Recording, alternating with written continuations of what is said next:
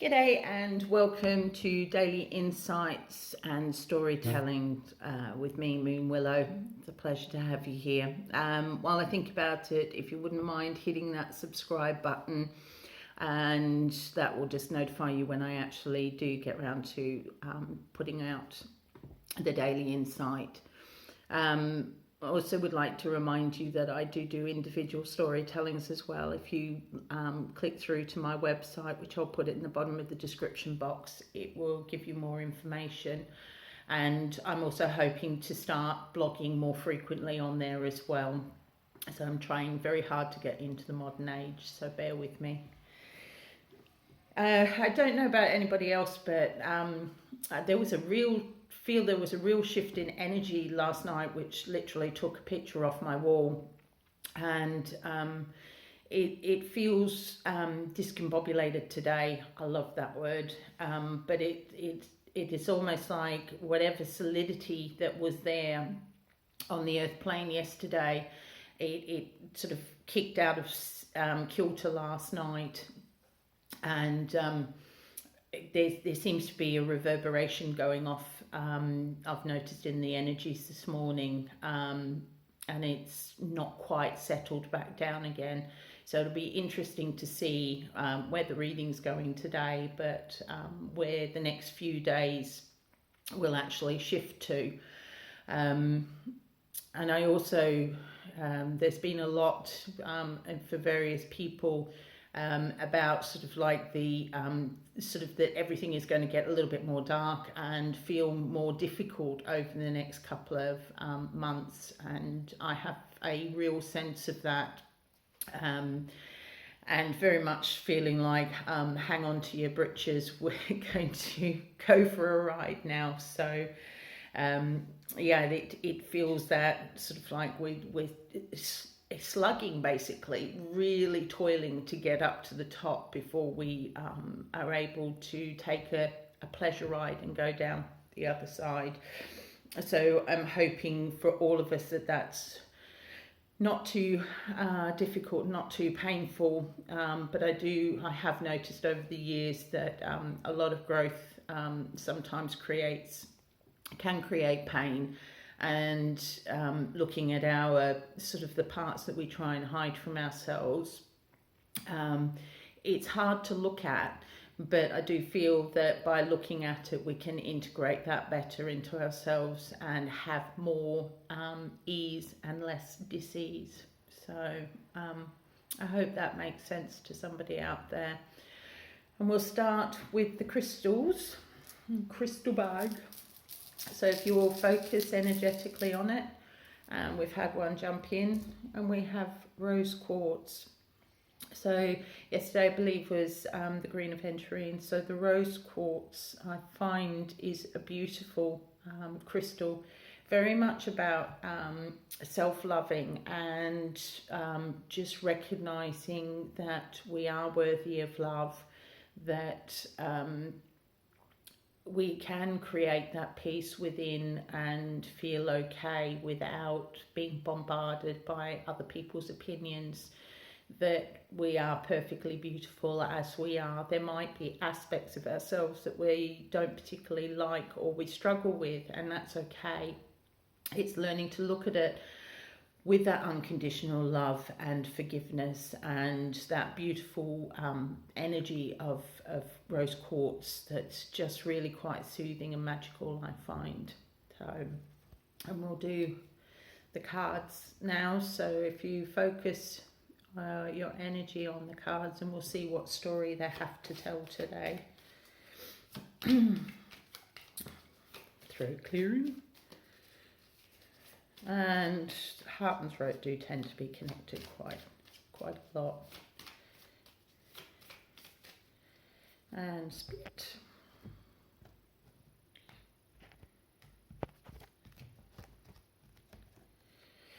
And we'll see what we have today.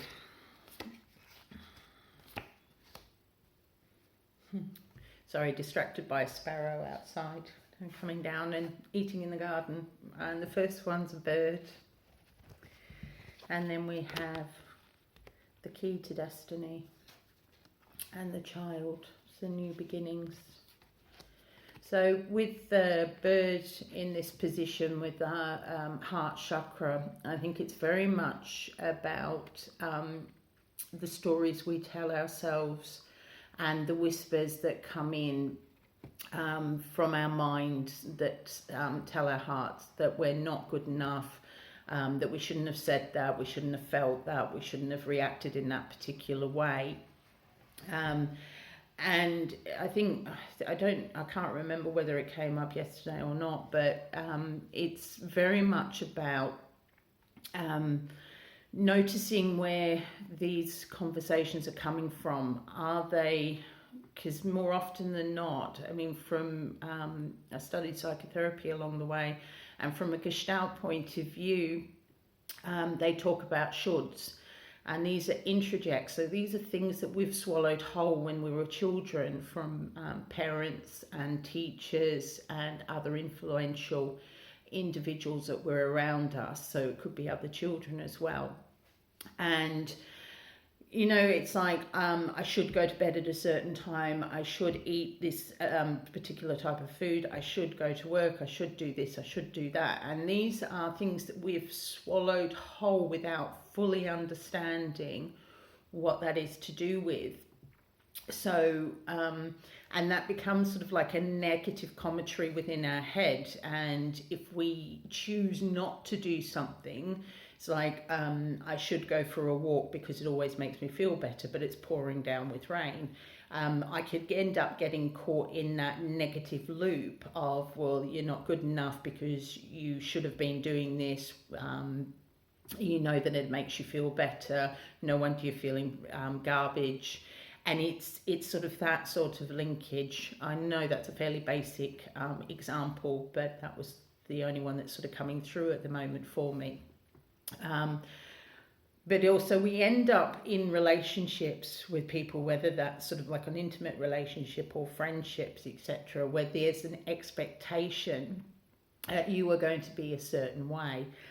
And we don't consciously change who we are, but we tend to try and make ourselves acceptable, loving for that individual by listening to those comments. And and again, I've sort of said this over the week, that it's not just about the verbal communication, it's the meta communication underneath. So it's like when someone gives you a compliment, or you look nice, what you can actually hear is that you would look better if you were dressed more conservatively, or if you had your hair done in a different way, or if you were wearing more makeup, or you looked more masculine, that sort of thing. And we take that on board, and that ends up feeding into our heart space of not being good enough unless we're doing A, B, and C within that. So I think the key to how we move forward in loving ourselves is actually noticing where those comments are coming from. Where did we pick those up? Are we happy with those?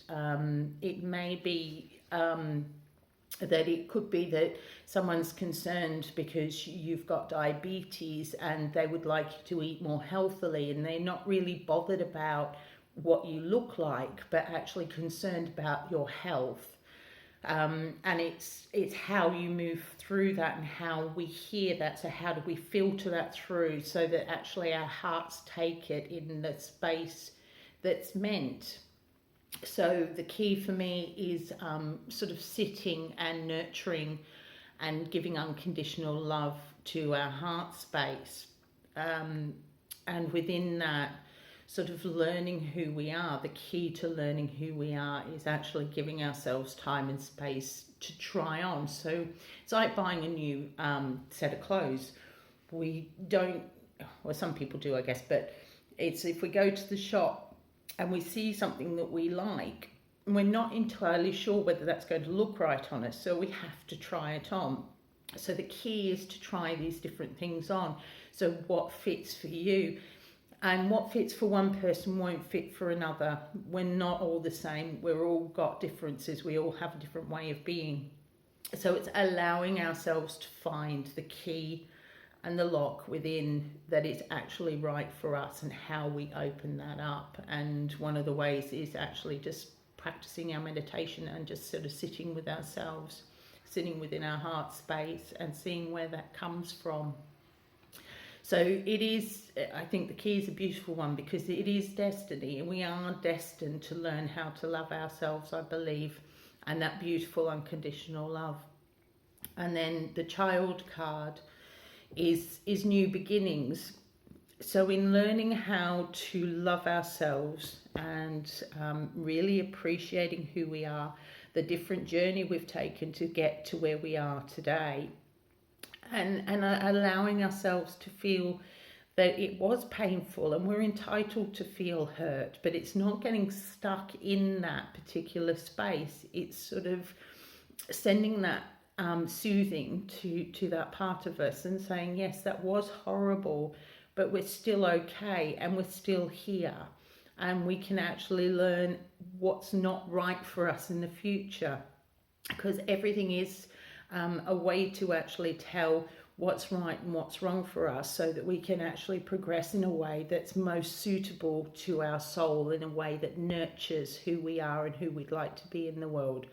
So the key to the new beginning of our bright, shiny selves in this new universe is sitting with our hearts and actually showing the dark as well as the light, and working at understanding that those times of darkness was something that could not be helped, and that, or even if it could be helped, that there would have been a reason for it, that we just weren't aware that there was another way of actually responding, that was another way of actually feeling.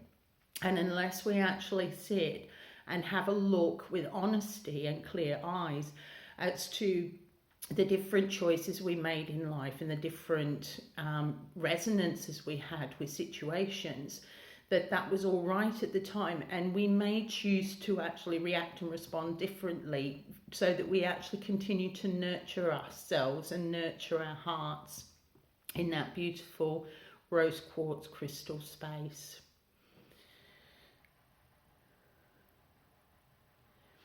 So I'm going to end up, before we go into a sound, with a story about a film I once watched called The Runaway Bride.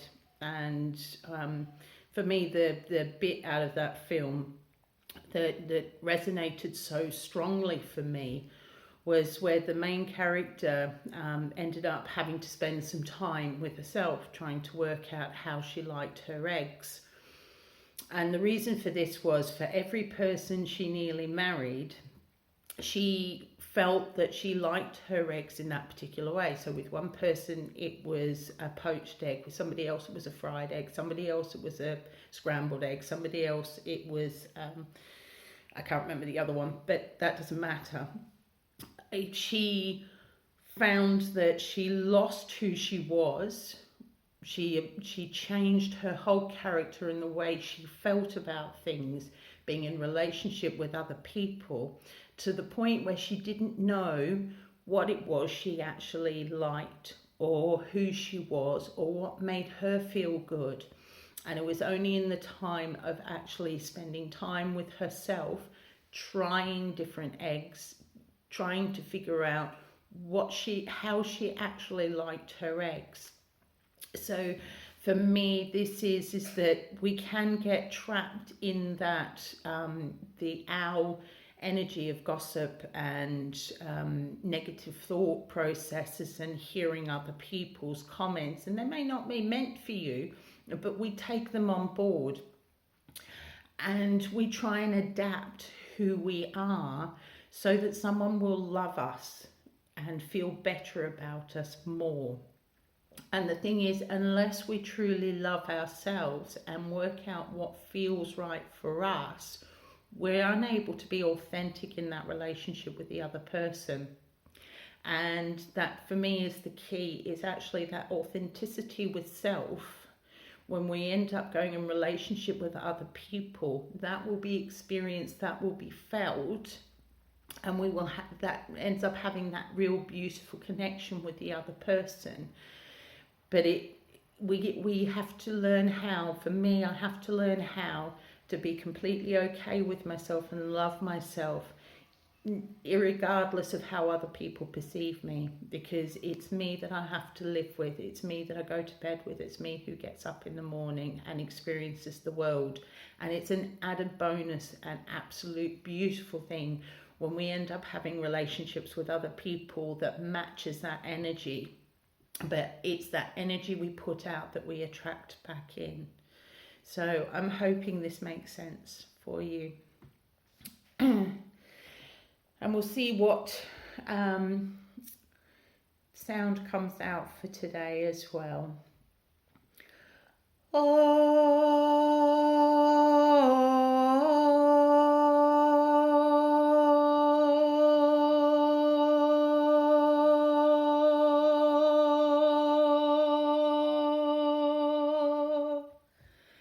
Thank you very much for joining me today. I really appreciate it.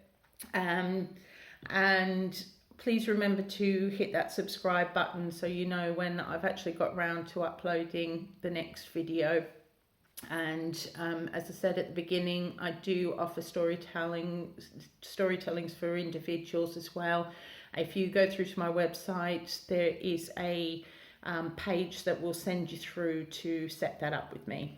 Anyway, love you all very much. Take care of yourselves. Really enjoy the next 24 hours. Bye.